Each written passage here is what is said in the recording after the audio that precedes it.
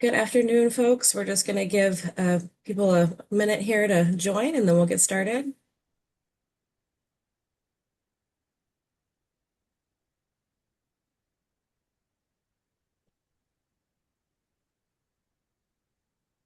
If you're just joining us, we're just giving folks another 30 seconds or so to join and then we'll jump in.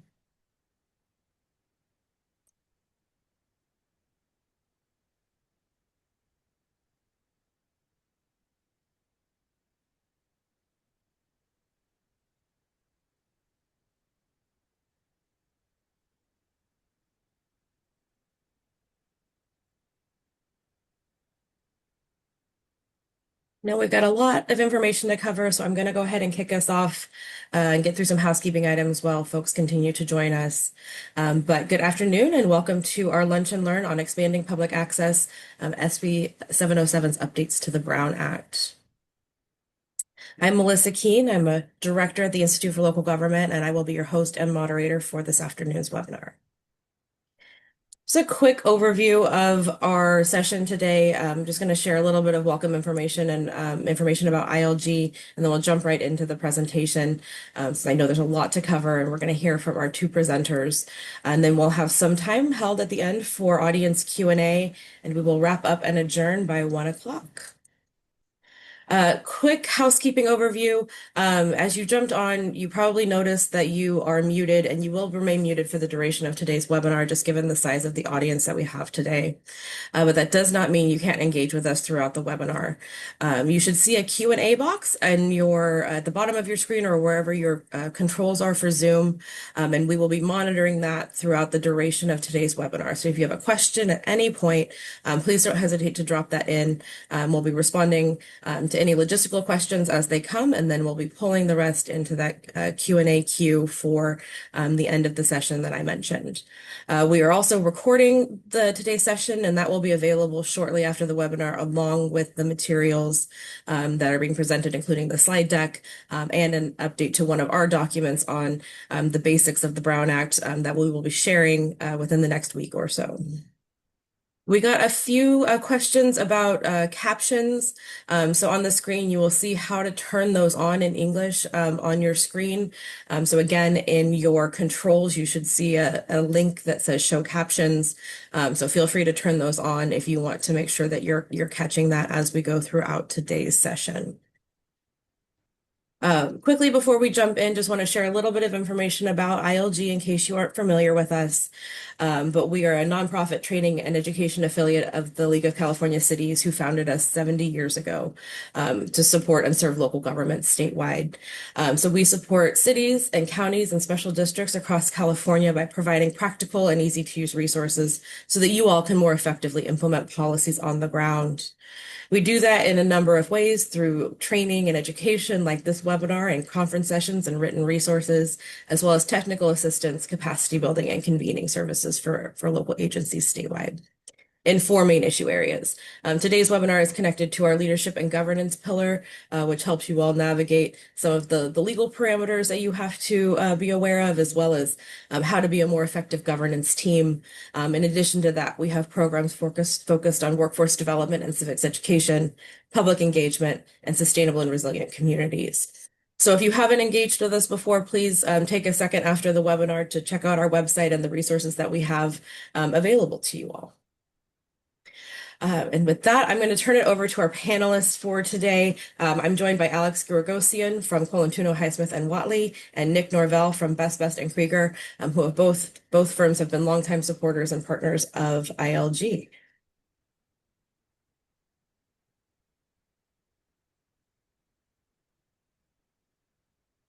So Nick, Aleks, go ahead and take it away. All right. Thank you so much, Melissa. Uh, Thank you, everyone, for joining us. Today, obviously, we're talking about SB 707, and we can hop right into the next slide. So, according to the author of the bill, the purpose is this act is necessary to modernize the Ralph M. Brown Act to reflect recent technological changes that can promote greater public access to local officials. Right. So, this is going to focus on teleconferencing and public access mostly. Nick and I broke this presentation up. So we're going to focus, the first part's going to focus on teleconferencing, and the teleconferencing portion is going to apply to every agency. So whether you're a special district, a city, county, this is going to apply to everyone. Then Nick's going to talk about a few miscellaneous changes that may not apply to everyone, and Nick can clarify that point. And then there's this last part about the eligible legislative bodies, and Nick will clarify exactly who that applies to as well. Next slide. So starting with teleconferencing, just to wait some, let's get some background out of the way. The first is, as you probably know, there's always been this, I call it traditional teleconferencing. It's what everyone is used to. If you want to teleconference one of your board members in or your council members in, you have to post their location and you have to make that location available to the public and you have to post that on the agenda and they have to post that agenda at their location, right? That's the one we're all used to. That was added, that's been with us for a very long time. It was added back in 1988. And it just kind of remained like that. We kept that traditional method up until around COVID.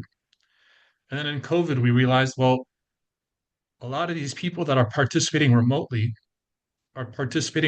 from their homes and or other locations, and we don't want people next to each other during COVID. So what did we do? We provided the what the governor did is he suspended the Brown Act at that time, and then the legislator came back and adopted a new law, this state of emergency exception in 2021, basically allowing everyone to be remote. I'll talk about these exceptions in greater detail, but I just want to give you guys the background here. After the state of emergency, people really like being remote. So the legislator came up with some alternative options as well. Just cause was added in 2023. Emergency circumstances was added in 23. Neighborhood councils, which I'll mention a little bit later, and student body associations or student-run community college organizations, which was added in 2024. Next slide. Yeah. So traditional teleconferencing. What are the requirements? I just mentioned it earlier. You need to identify each teleconferencing location and you need to post an agenda at each teleconferencing location. Contrary to what people might think, there is no limit to the number of times an individual board member or council member may use the traditional teleconferencing method. At least there's no limit under state law.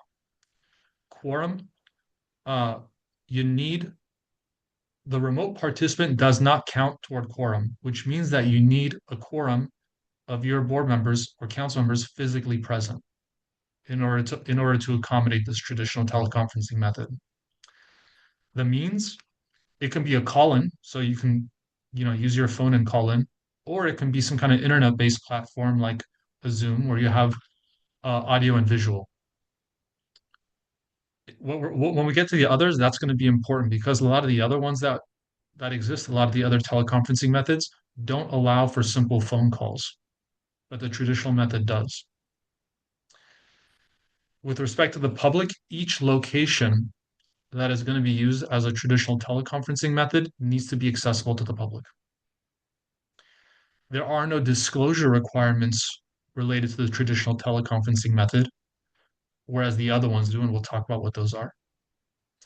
And just keep in mind that anytime you're doing teleconferencing, all votes should be by roll call vote, as opposed to voice vote, right? So instead of saying all in favor say aye and everyone says aye, the clerk of the board should be saying Councilmember X, how do you vote? Councilmember Y, how do you vote? Councilmember Z, how do you vote?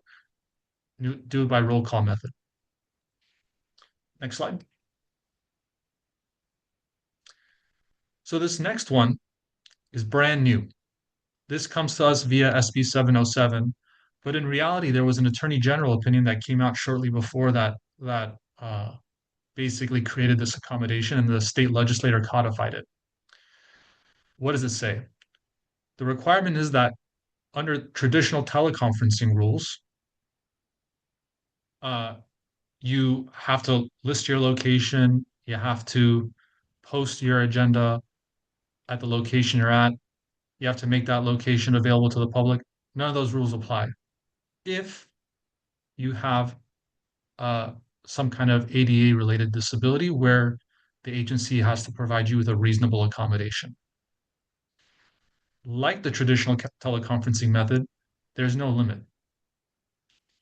The limit is really tied to how long you need this reasonable accommodation.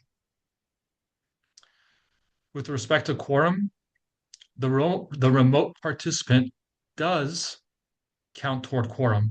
This is the only teleconferencing exception where with beside the emergency one, where you can be remote but still count toward quorum. You don't get that in just cause. You don't get that under the traditional method.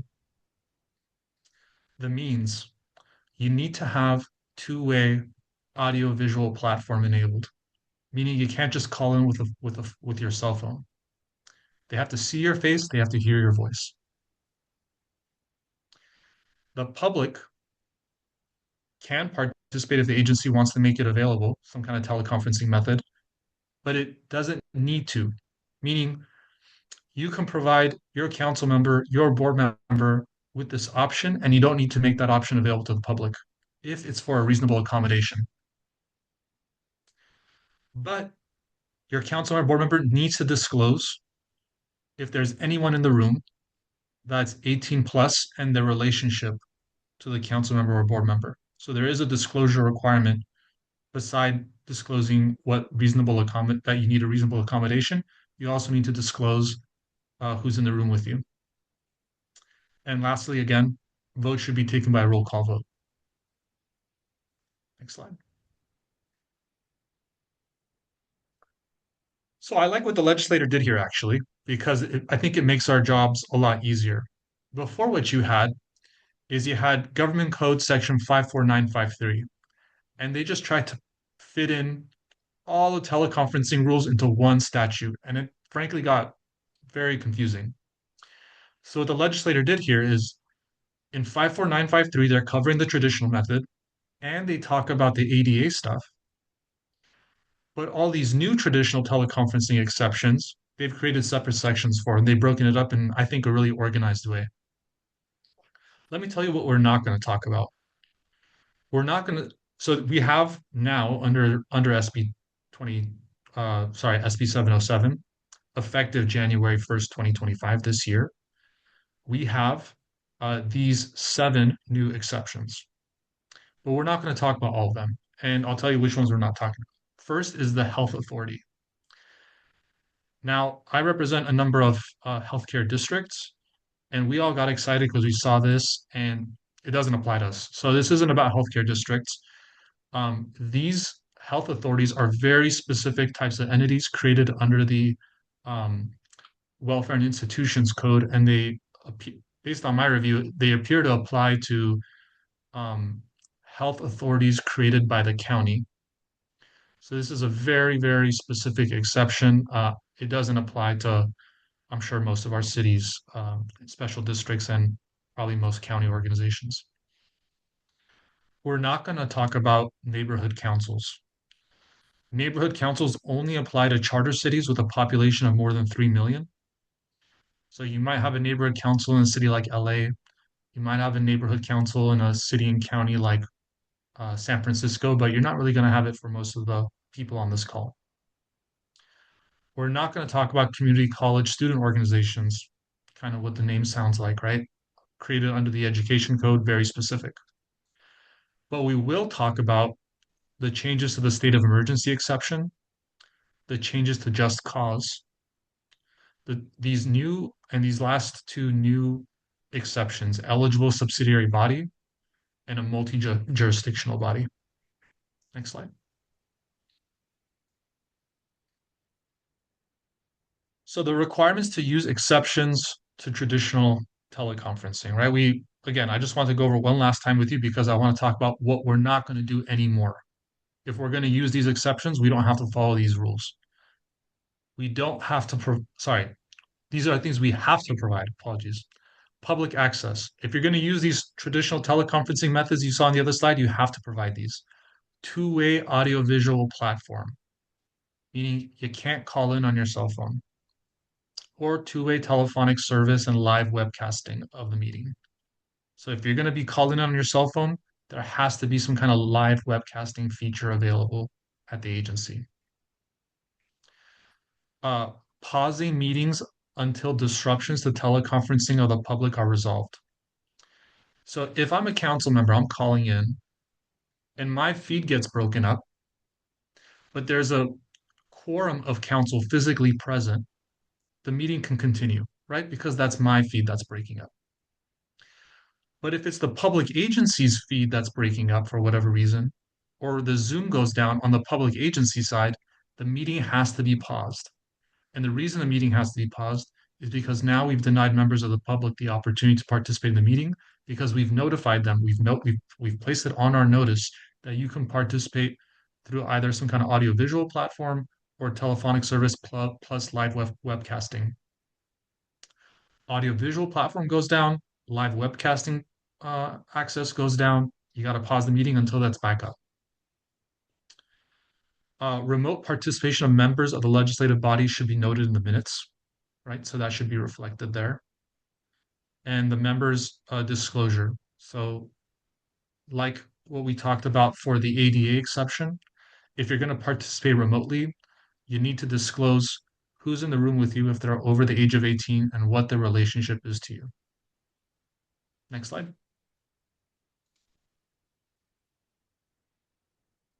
State of emergency exception. So here was the existing rule, so pre January 1st, 2025. There was a requirement that the majority of the body vote that the meeting in person presents a risk to health or safety due to the state of emergency and need to renew that vote every 45 days, right?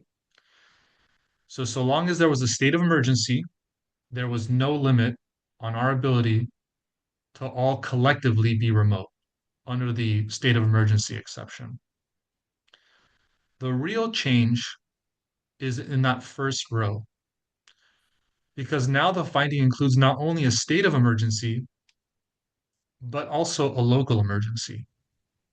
And right, for those, so we can track it, a state of emergency is an emergency called generally by the governor. And a local emergency is one that can be called by, let's say, like the county board of supervisors or the city council. And I'll give you a practical example. In the city I represent, we had the issue of the Eaton fire.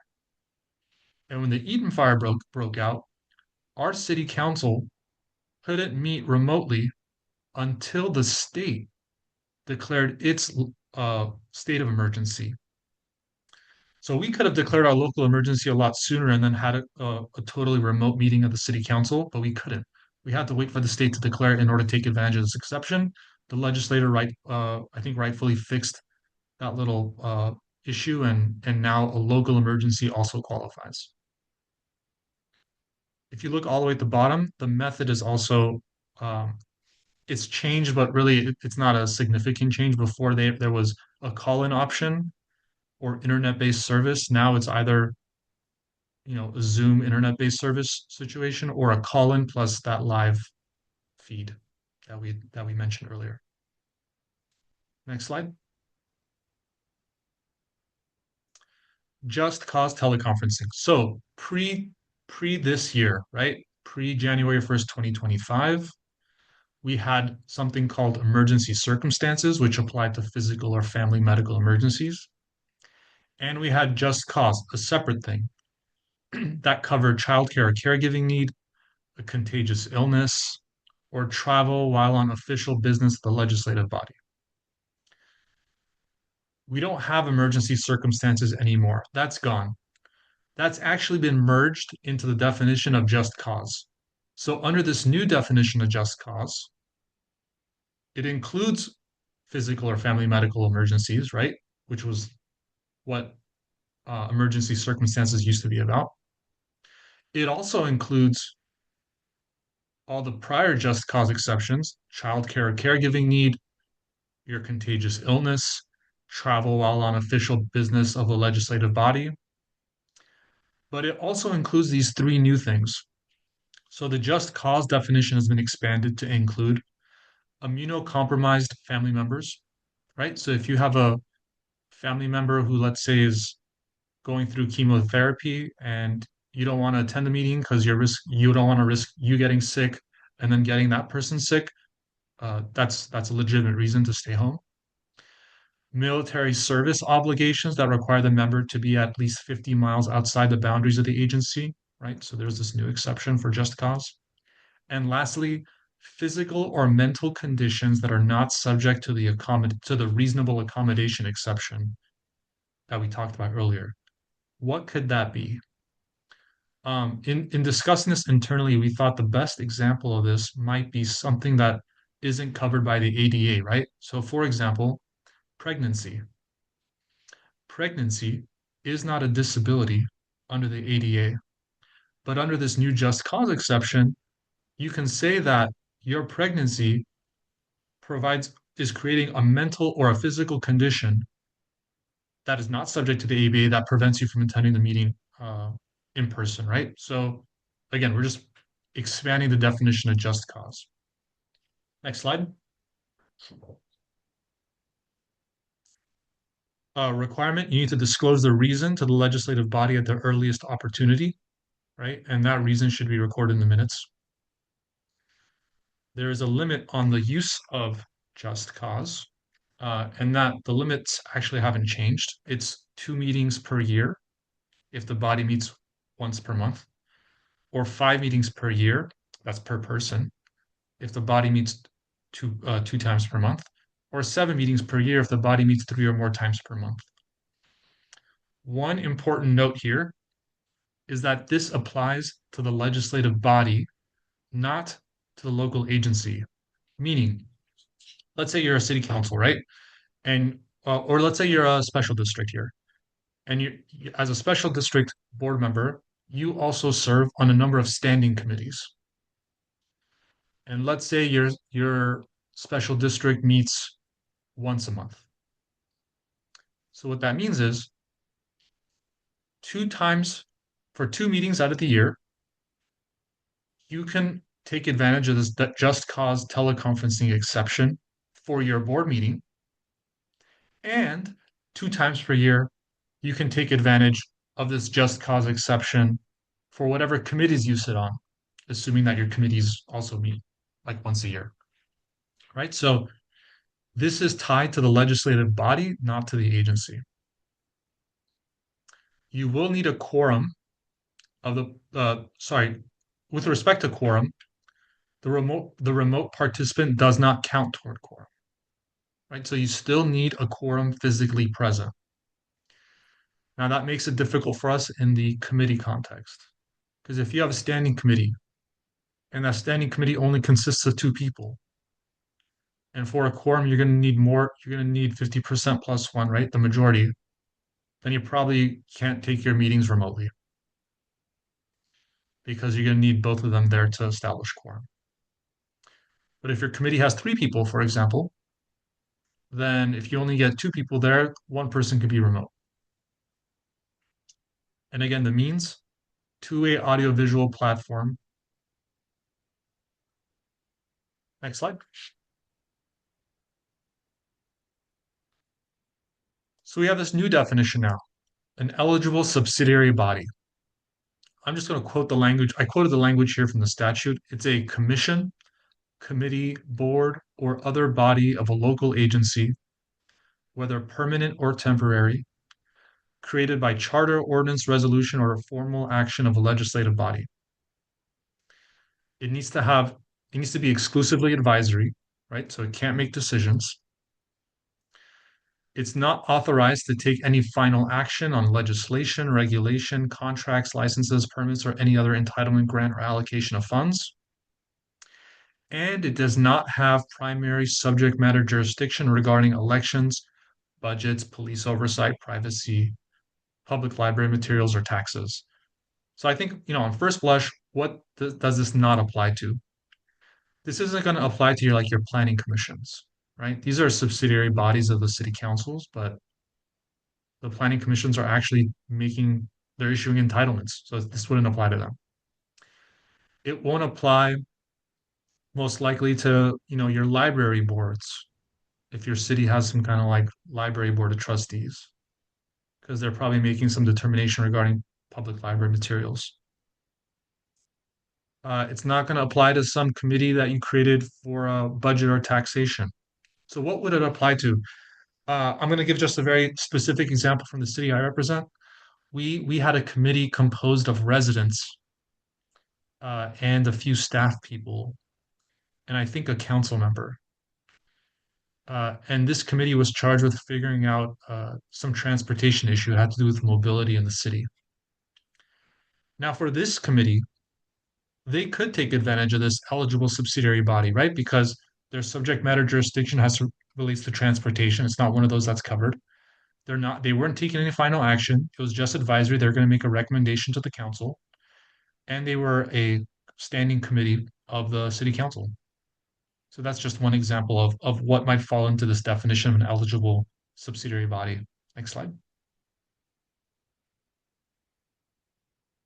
Here are the requirements.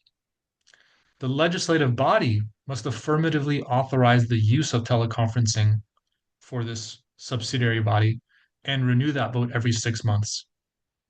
They can withdraw their authorization for this body to meet remotely at will, right? Anytime. At least one staff member shall be present at the physical location designated in the meeting. The elected official, if the elected official serves on the body, um, cannot take advantage of this provision, meaning you got to be there you got to be there in person if you're an elected. And the procedure for acting on, and there needs to be a procedure for acting on recommendations of the legislative body. So if you're going to authorize them to meet remotely, then you have to create a procedure to act on their recommendation when it comes to you. Again, the means two-way audiovisual platform with respect to quorum, remote participant does not count toward quorum. So you're still going to need a quorum to be physically present, and there's no limit on the use because uh, on an individual's ability to use this exception, um, because really the limit is going to be set by the legislative body. The legislative body is going to say you can use it for X period of time. Anyone can use it so long as you have a quorum physically present. Next slide. Multi-jurisdictional teleconferencing. So this applies only to eligible multi-jurisdictional bodies. So it's a bit of a confusing definition here.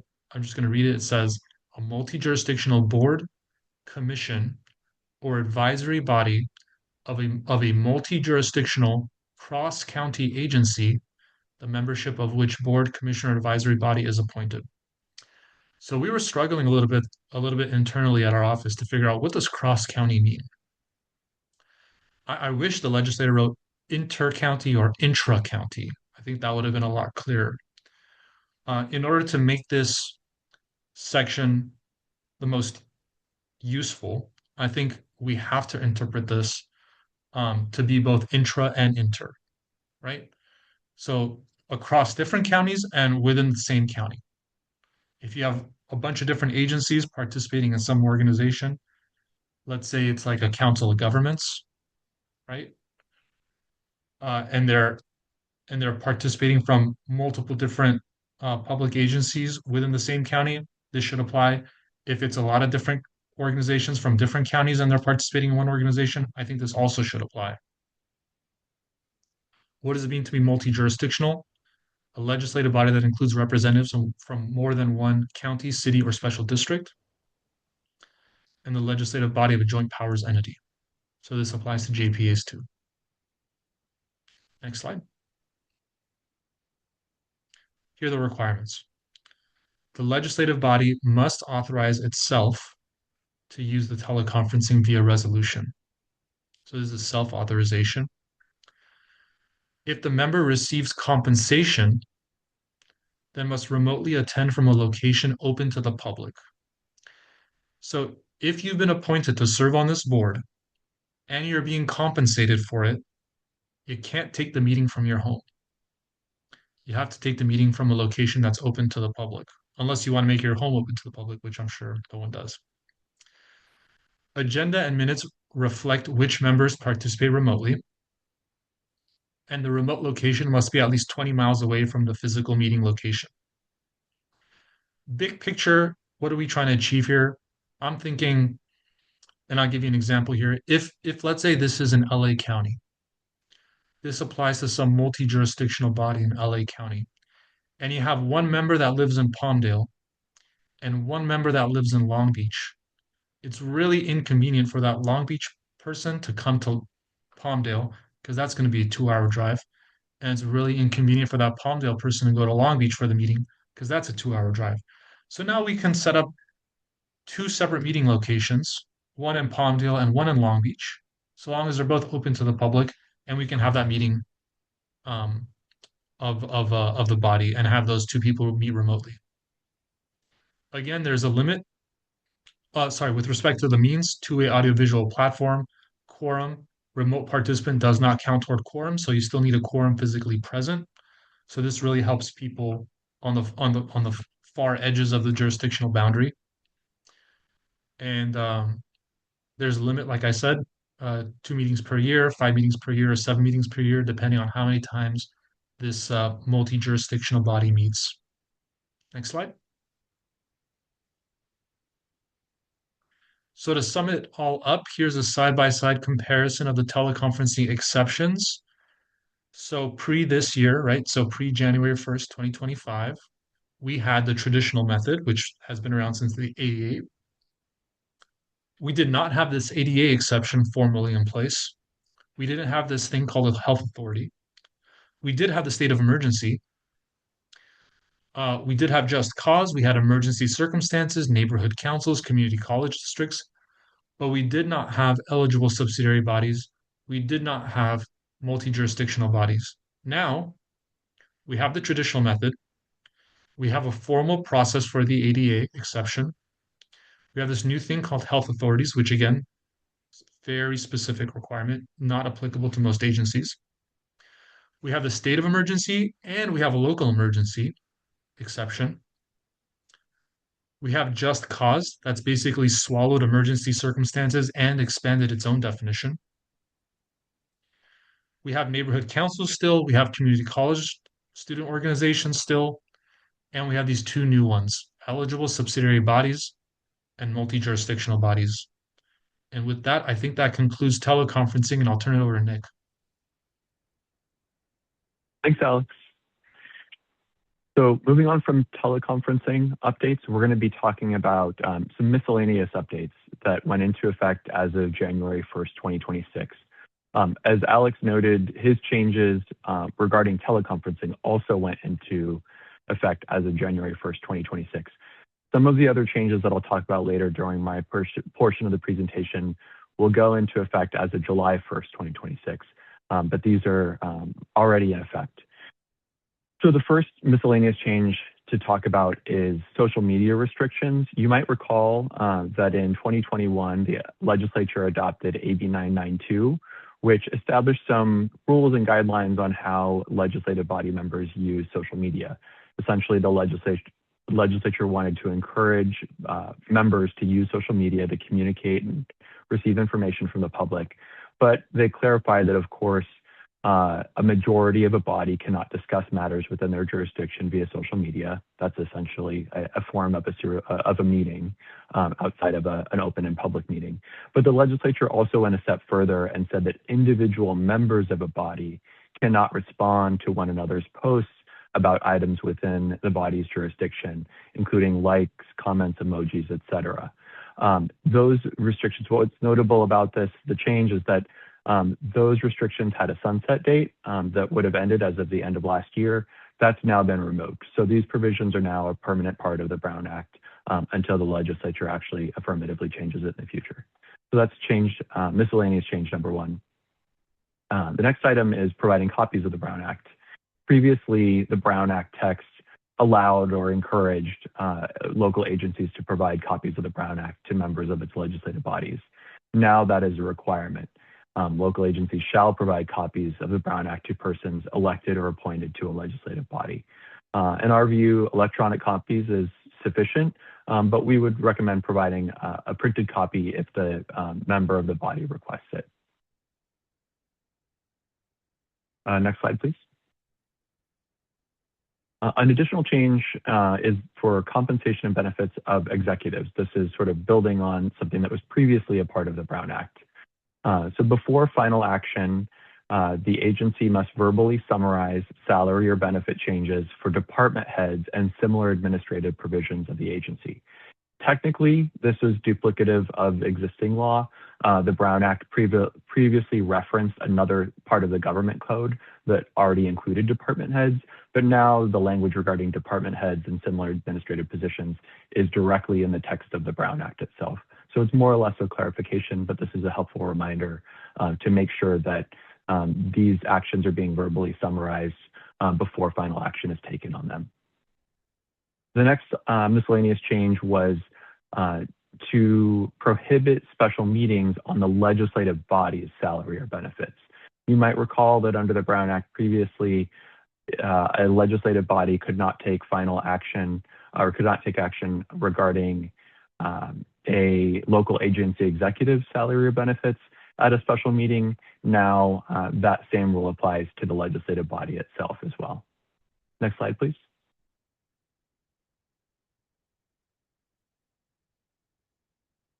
An additional change is that the legislature clarified that virtual attendees can be removed from a meeting, similar to how you would remove someone who is being disruptive there in the room at a meeting. So it authorizes the removal of virtual attendees. Like with an in-person attendee, the agency must still provide a warning before their removal, unless the behavior constitutes a use of force or true threat of force. But generally a warning is always required. And please also keep in mind that disruption really means they are preventing the meeting from moving forward. It is not reasonable for the meeting to move forward. It doesn't simply mean something that the legislative body may not like. It's something that is truly a disruption. I would, however, caution that if your virtual platform or however that person is joining the meeting has the ability to simply mute them or move them to some way that they can view the meeting without being disruptive, I would recommend taking that step short of full removal so that they continue to view the meeting but not be able to disrupt it.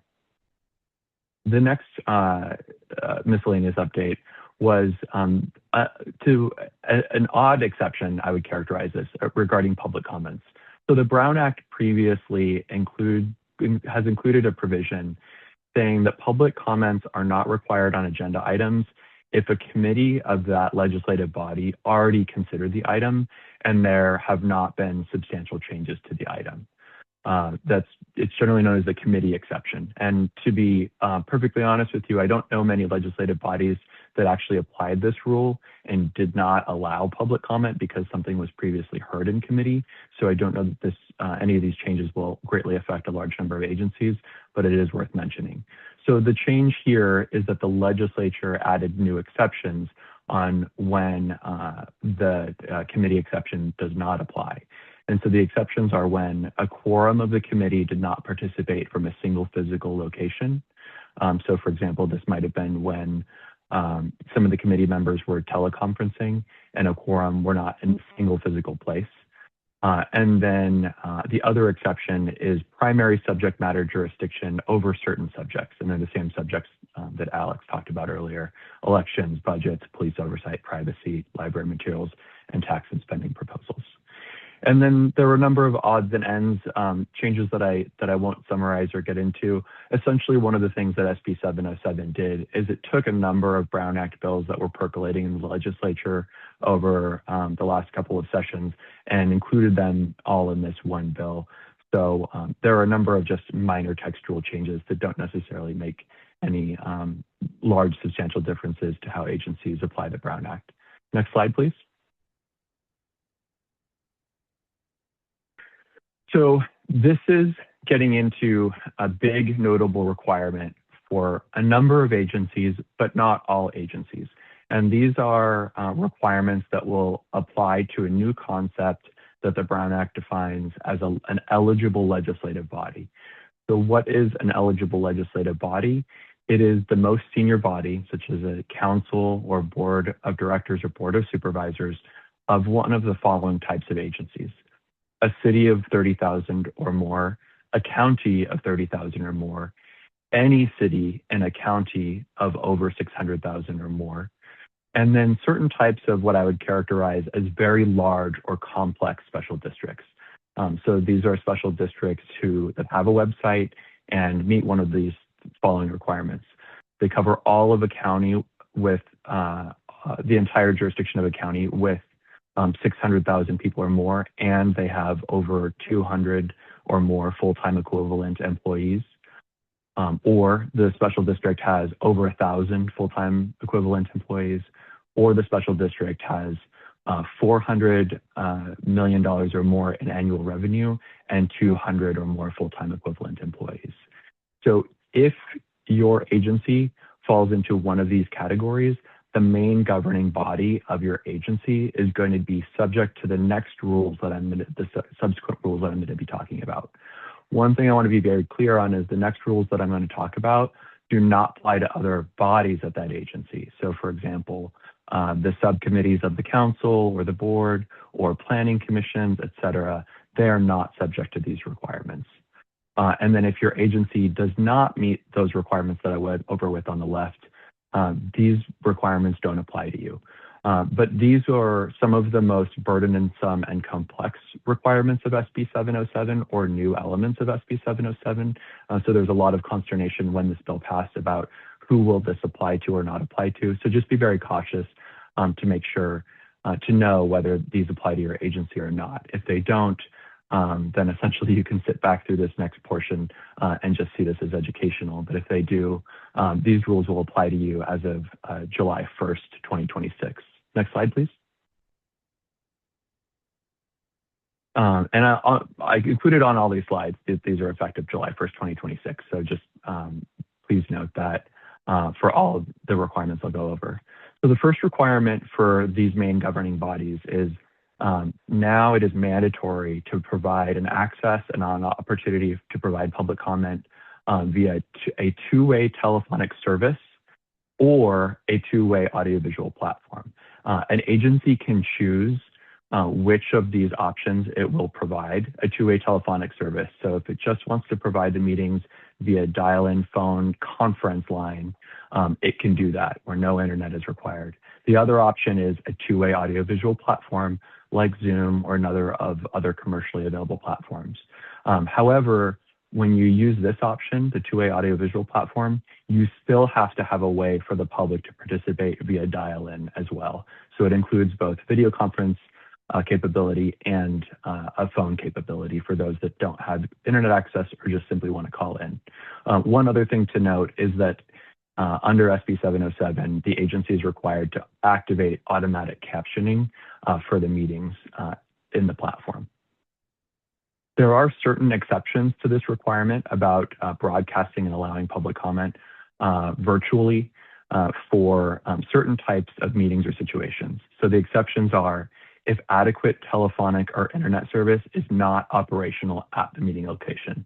So let's just simply say the room there is no Wi-Fi, there is no access to internet, there is no telephone line that reaches the room, or for some reason it is inoperative at that time, an exception can apply. The second exception is if the meeting is taking place under certain circumstances that are specifically described in the Brown Act now. An example of this is a real property or facility tour that your legislative body might be going on. And then a third exception is for emergency meetings where there are emergency circumstances that meet the requirements of the Brown Act. Next slide, please. The next requirement for eligible legislative bodies is to have a policy on what happens when that broadcast is disrupted, and so that the public cannot either see or participate in the meeting. The policy has to include good faith attempts to restore service for at least 1 hour. If the body cannot remedy the disruption within 1 hour, it's possible that the body can reconvene in open session, but in order to continue with the meeting, the body must make a finding by roll call vote that good faith efforts were taken to restore service and that the public interest in continuing the meeting outweighs the public interest in remote public access. One little nuance here that the legislature expressly recognized is that if the internet goes down or some sort of disruption happens and you have a closed session on the agenda, the board or the city council can go into closed session during that time period. This really applies to open session and not being able to proceed with open session until either the disruption is remedied or these steps have been taken and over an hour has passed.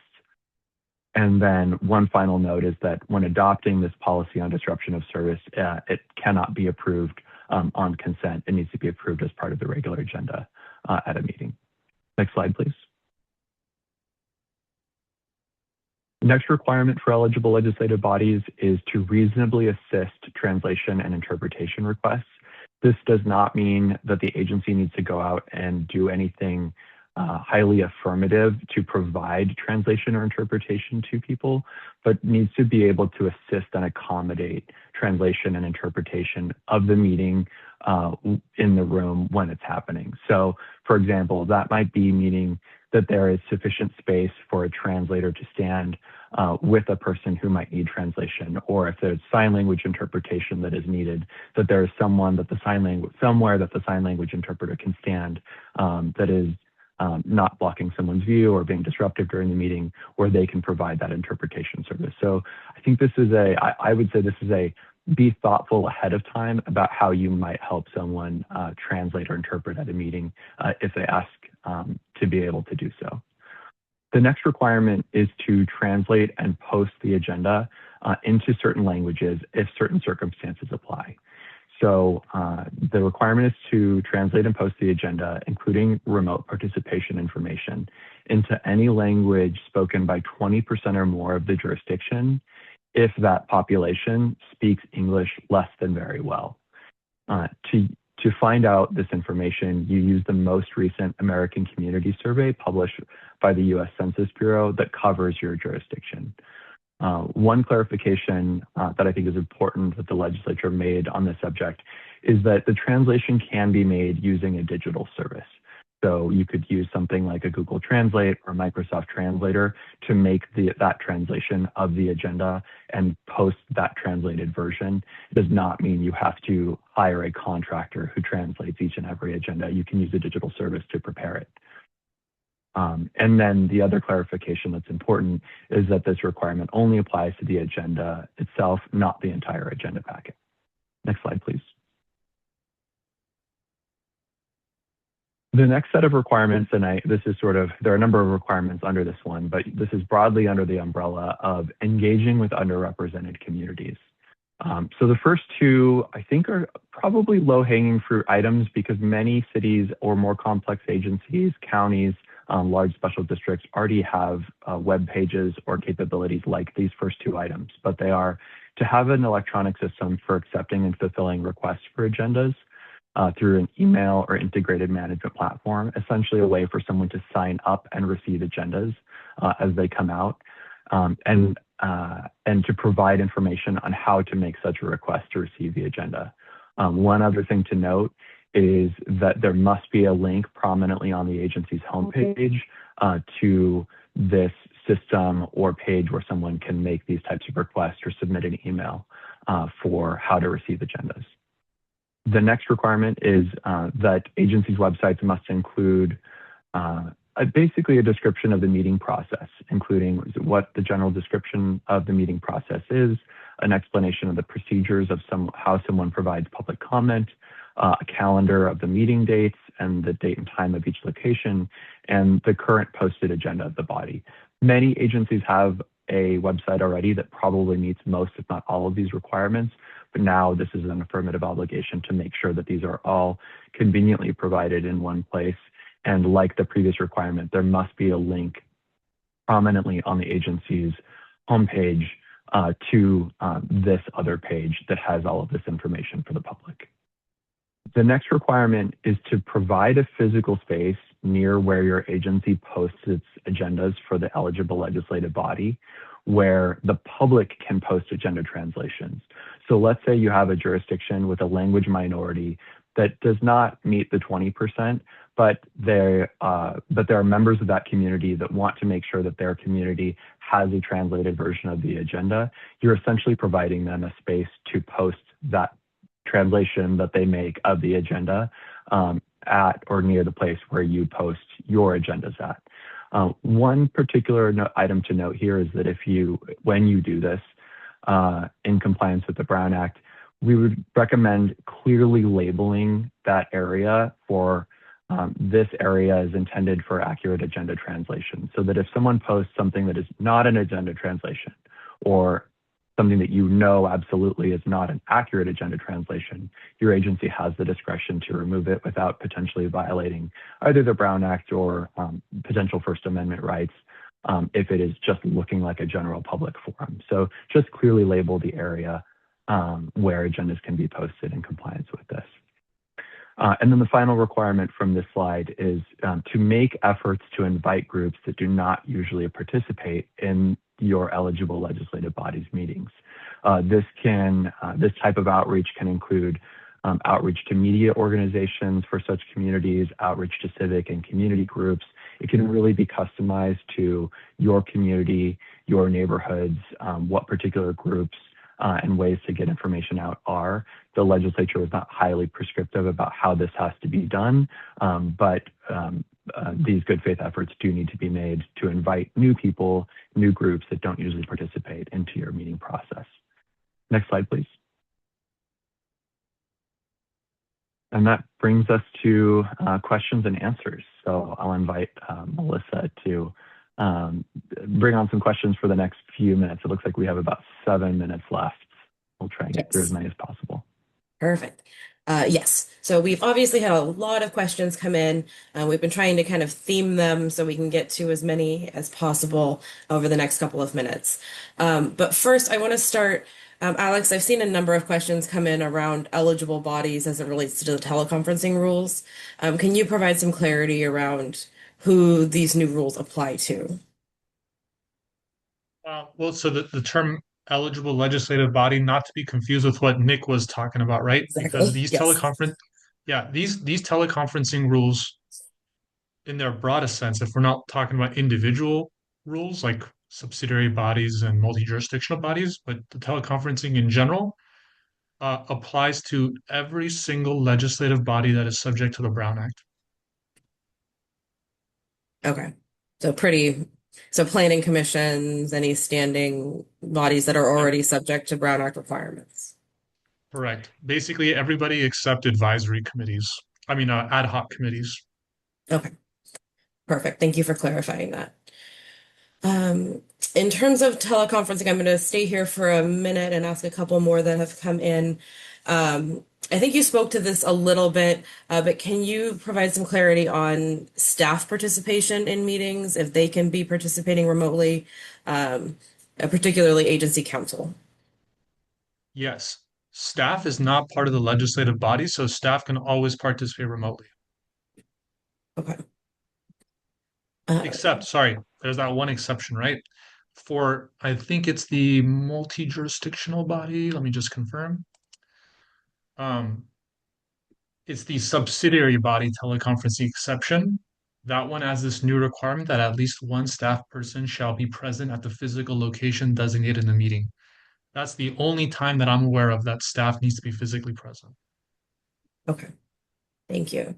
For remote locations, and I'm going to assume this means under the original teleconferencing rules, where public would be required to or able to join there, would they need to meet ADA accessibility conditions?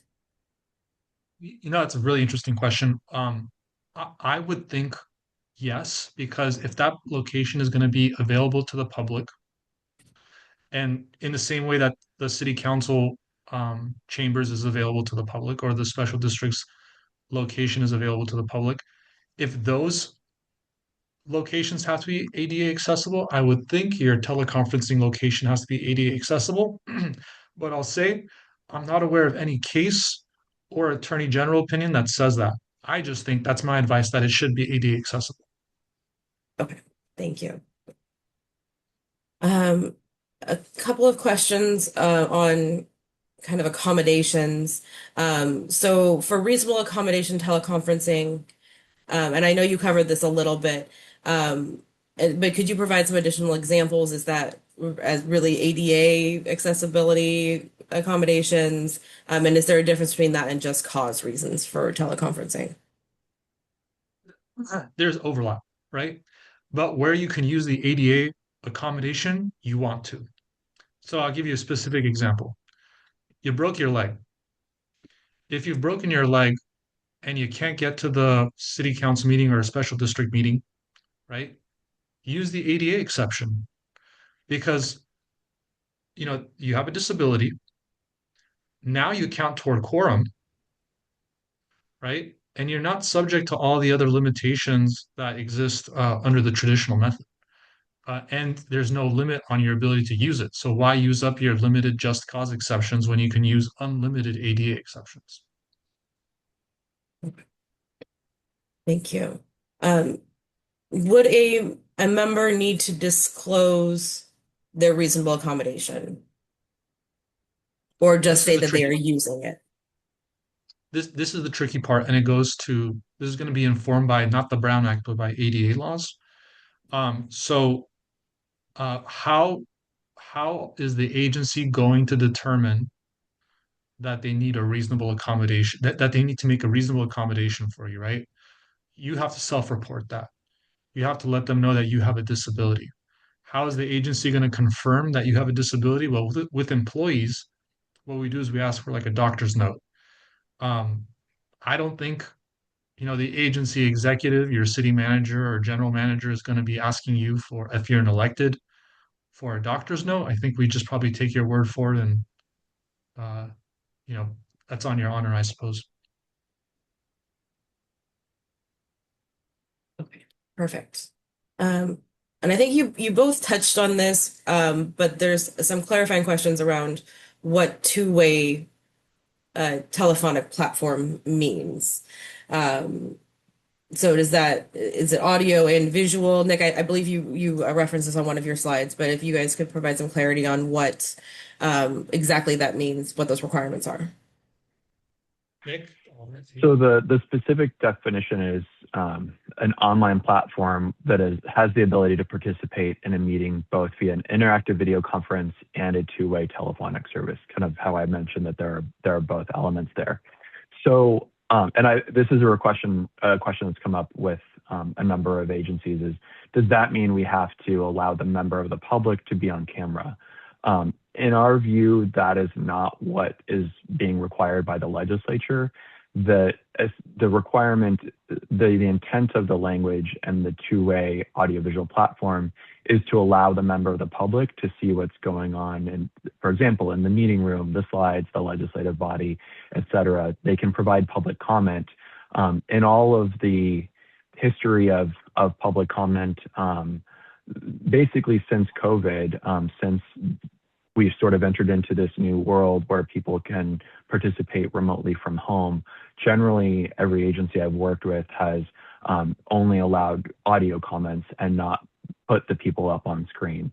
And I don't even know that every platform would necessarily conveniently allow that. So I think that might be what the question is getting at is, does the two-way mean that that the public is entitled to be on camera? And that's not our view. It just means that there is an interactive video conference that allows the person to see what's going on in the room. I don't know if Alex, if you have another thought or view. Yeah, and I want to point out Nick's comment, as that relates to public access. As it relates to board members participating via teleconference, right? I can think of two exceptions where it would be okay not to use audio visual, and those would be three. One is if you're going to use the traditional method. Two is if there's some kind of audio method with live webcasting. And three is, and I want to point this out, if you're using an ADA exception, you can rely on just your phone. It says if the member with a disability has a physical condition related to their disability that results in a need to participate off camera. So if your disability for whatever reason prevents you from participating using video and audio, you can limit your participation to just audio. Perfect. Thanks, Alex. I know we're at time. I want to ask one more hopefully quick question of you all. And then to the folks still on the line with us, I will work with Nick and Alex and see if we can get some answers to some of these FAQs to share with all of you in the follow-up as well. But there's also been a number of questions about excuse me, this disruption policy. And if one, you all would recommend folks have a standalone policy versus incorporating it into broader meeting procedures. And if you have seen any model or aware of any model ordinances that are coming out in this space. Regarding the standalone versus integrated into other policies, I think agencies can go either way. I've talked to some agency clients that are planning to prepare for this about having a standalone. Others that have, let's say, existing policies on teleconferencing, on how meetings work, meeting procedures, et cetera, may wish to fold the disruption policy into those larger policies, and I don't see a problem with that.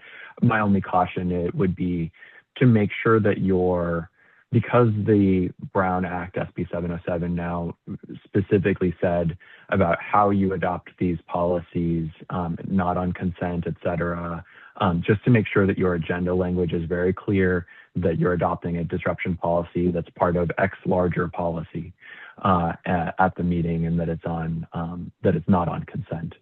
And then we haven't, I'm not aware of a model policy yet, but we will be working with agencies on a policy here probably within the next few weeks so that process can get going well ahead of July. And question for Melissa, does ILG offer model policies? Out of curiosity. We don't currently have one on this. It's something we've done in the past, so something we can consider as well. Noted. Okay. So I know we are at time, so I just want to wrap us up. If you aren't already in our network, just invite you to join our social media channel, sign up for our newsletter list. That's how you'll hear about other webinars like this or resources that we have coming out in this space or any of the other topics that I mentioned at the beginning of this webinar. As I mentioned when we started, we are also we'll be sharing the recording and resources, including the slide deck from this webinar and an updated resource from ILG on open meeting laws that we will be sharing shortly. And then I know we didn't get to all of the questions. We'll work to answer as many of those in follow-up, but please don't hesitate to reach out to us if you have questions following today's session. Nick, Alex, just want to thank you both so much. I know this was kind of a rapid fire session on this topic. We could probably do a whole day on the changes to these laws and get through all of the questions. So just really appreciate you sharing your thoughts with us this afternoon, and want to invite you to share any closing thoughts with our audience before we sign off. Just thank you very much for attending. I know there are a lot of questions on this. This is a big, probably the largest Brown Act changes in at least a decade, if not more.